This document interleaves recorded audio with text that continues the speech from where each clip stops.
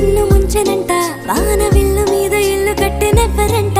ఈ లోకమంతా నిన్ను చూసినంట ఏ దిష్టి నిన్ను తాకకుండా ఇంటిలోన దాచుకుంటా రంగు రంగు తారలన్నీ